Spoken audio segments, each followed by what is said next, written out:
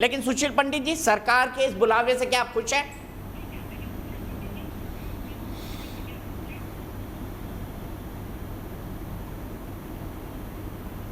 कटिबद्ध होनी चाहिए थी इन नेताओं पर नकेल कसने के लिए, इन पर एक चार्जशीट लगाने के लिए, इनको इनके किए की सजा देने के लिए, क्योंकि बहुत गंभीर आरोप इसी सरकार ने संसद में, आपने खुद कहा, लगाए इन लोगों पर। तो फिर आज इनको फिर इनका महिमा मंडन करना, इनको लेजिटिमेसी देना, क्योंकि ये एक राजनीतिक दल है। तो भैया फिर एक राजनीतिक दल तो वहां केरल में है ना, जिसको एसडीपी बोलते हैं, पीएफआई का। आप किस किस राजनीतिक दल से, ये जो हुर्रियत के लोग हैं, ये भी एक राजनीतिक दल ही है ना।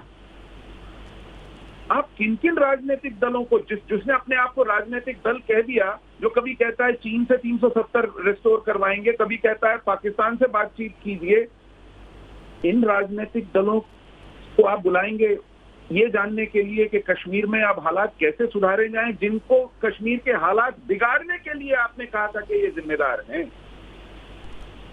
दीपक जी, ये वो मुख्यमंत्री हैं जो बाप बेटा मुफ्ती ये सब जो आ रहे हैं, ये वो मुख्यमंत्री हैं जब पुलवामा में हमारे 40 भाई बेटों के चीथड़े उड़ा दिए गए थे, ये उस शहर में थे।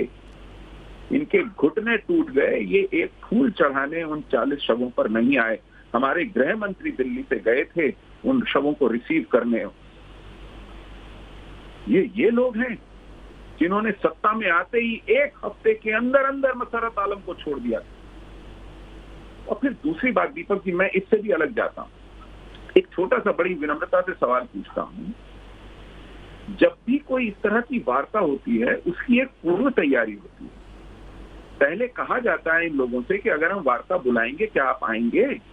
आएंगे तो किस शर्त पर आएंगे? हमारा ये एजेंडा होगा, इसमें आपका कुछ जुड़ेगा, कुछ घटेगा। ये सब जब तैयारी हो जाती है तब इसकी घोषणा होती है और लोग इसमें सम्मिलित होते हैं।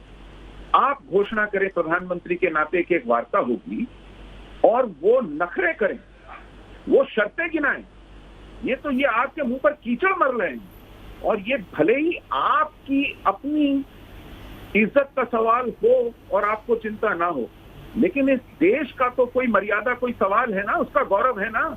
एक प्रधानमंत्री हैं आप, केवल एक दल के नेता नहीं है, एक व्यक्तिगत व्यक्ति नहीं है।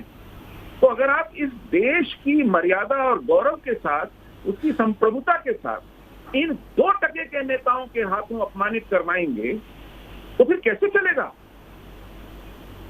क्यों ये देश बर्दाश्त करे उन अपराधियों के हाथों अपमानित होना? ये सुन के आप आमंत्रित करें और ये सुन के ये शर्तें गिनाएं, ये आपको पाकिस्तान का उलाहना दें और आप सुन करके चुप रह जाएं और आपको इनकी आवभगत करने के लिए मजबूर होना पड़े, इनके लिए लाल कालीन बिछाना पड़े। इस देश के ये दिन आ गए हैं।